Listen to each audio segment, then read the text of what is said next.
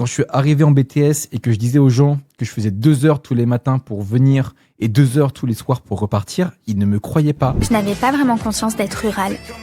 Ou en tout cas, je n'avais pas compris que c'était un paramètre important de mon identité jusqu'à ce qu'à 18 ans, je doive partir de chez moi. Ouais, pareil. En vrai, tu vois, j'ai capté que j'étais différent des autres quand je suis arrivé en BTS parce que les gens, ils comprenaient pas ma réalité. Quand je suis arrivé en BTS et que je disais aux gens que je faisais 2 heures tous les matins pour venir et 2 heures tous les soirs pour repartir, ils ne me croyaient pas. Je me rappelle avoir eu une discussion avec l'un des seuls gars de ma classe une fois qui était un bon pote et je lui avais dit: mec, je te jure, j'habite en campagne. Et il me disait, mais non, c'est impossible, t'es dans la région parisienne. Et je dis, mec, je te jure que j'habite dans la campagne. J'ai un putain de poulailler en face de chez moi. J'ai grandi, j'ai toujours un poulailler en face de chez moi. Et limite, on s'était embrouillé. Il me disait, tu peux pas dire ça et tout, tu peux pas dire que t'es campagnard, c'est impossible parce que la campagne, c'est pas l'Île-de-France. Et un jour, il est venu chez moi et il s'est excusé. Il s'est excusé parce qu'il a vu les paysages, il a vu tout ça, il a fait, ah, c'est pas parce qu'on est en Île-de-France qu'on n'est pas campagnard en fait. Parce qu'en fait, le 77 de là d'où je viens, c'est une région qui est énorme et qui est le plus gros département d'Île-de-France. Il est extrêmement vaste et du coup, il y a plein de paysages différents. Le 77, c'est aussi bien Disneyland que le sud Seine-et-Marne où c'est la campagne profonde et c'est là d'où je viens. Et les mecs, il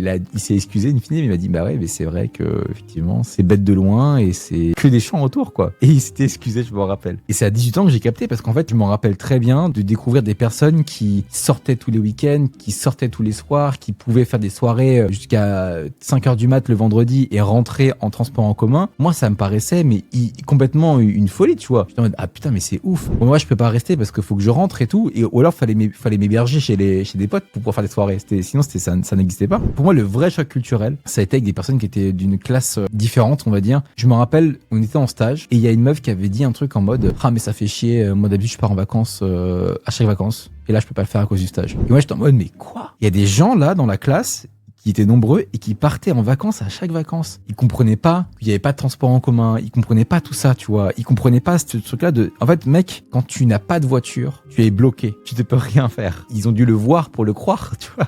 Et c'est là que tu te dis, mais comment est-ce que les politiciens qui ont vécu toute leur vie dans le 5e arrondissement de Paris, est-ce qu'ils peuvent prendre des décisions pour le reste de la France? J'étais le seul de ma classe à venir de si loin, je crois.